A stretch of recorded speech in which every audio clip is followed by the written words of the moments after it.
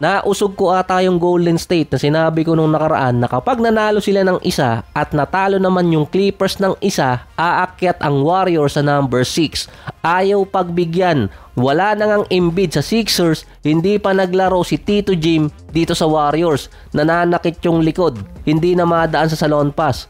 Kung alin pa yung importanteng game para makatikim ng ika-6, doon pa nawala si Tito Jim.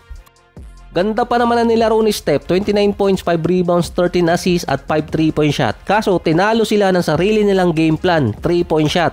44 points para kay Quentin Grimes na may total pa ang Sixers na 19 out of 33 sa 3-point area na merong 57%. Sa online, ang pinagbabanatan ng mga fans doon si Draymond Green dahil nga siya na naman di umano ang nag-cause ng game sa Golden State. Meron kasi doon ng mga tira na sumablay siya, meron ding foul na nakuha dito kay Grimes sa 3-point area na challenge yun ng Golden State pero unsuccessful. Tiniranan pa siya ni Paul George ng dagger shot. Pero actually, hindi yan yung upset ngayong araw dahil cross-conference yun. Importanteng game yun sa Golden State para lang makapasok sa top 6. Yung San Antonio versus Memphis, yun talaga yung upset dahil binago kasi noon ang structure ng standing sa West. Kung nanalo ang Golden State sa Sixers, edi lalong gumalo pa yon sa ibang teams. Tinalo ng Spurs ang Memphis 130-128. 24 points para kay Stephon Castle. Pero yung game winner mula kay De'Aaron Fox ang nagsecure ng panalo na yon para sa San Antonio. Back-to-back heartbreak pa sa Memphis dahil bago yung game versus Spurs, tinalo din sila sa last seconds ng Knicks galing naman kay OG Anunoby. Within 24 hours, dalawang heartbreak game ang nangyari sa Memphis. Yung talo sa Knicks, okay pa yun. Pero yung sa Spurs, medyo iba ang impact nun dahil sa record. Matalo ka na sa East, wag lang sa West. Ganon kasi ang senaryo ng Memphis or vice versa kung sino man team. Dagdag sa upset na yon, magka-division kasi ang Memphis at San Antonio. Kasama din nila ang Rockets na may chance ang Memphis na maging number 1 sa division ranking nila. Kaso nga dahil natalo sa San Antonio, nasa Rockets pa rin ang edge na yon. Plus, nasa Houston din ang series kontra sa kanila. Yung Houston naman versus Sacramento, hindi naman matatawag na upset kasi yon dahil 3-0 naman talaga ang Sacramento versus Rockets ngayong season.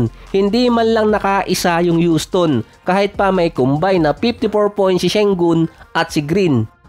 Akyat sana sa number 4 ang Rockets kung nanalo sila sa Kings, kaso hindi. Akyat naman sa number 2 ang Denver, susundan ng number 3 na Lakers na ang pinagbabasihan kasi nito winning percentage.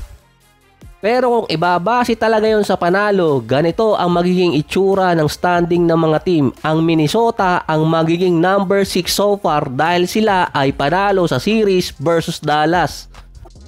So hindi kasama pa dyan yung division ranking at series ranking. Ang Clippers babagsak ng number 9 pero dapat number 8 sila kung pagbabasihan na yung mga tiebreaker. Ang Sacramento magiging top 10 pa rin. Yung Suns mananalangin na manalo pa ng 3 sunod na games. Ang chance na magkaroon ng team na malalaglag dahil sa tiebreaker ay tumataas dahil yung number 7 to 11 ang standing meron dong nasa Pacific Division. Kahit naghahabol ang Suns, ang chance nila para makaabot pa rin ng play-ins ay tumabla sa standing sa mga team na nasa Pacific Division ranking dahil meron silang mauungusan dun.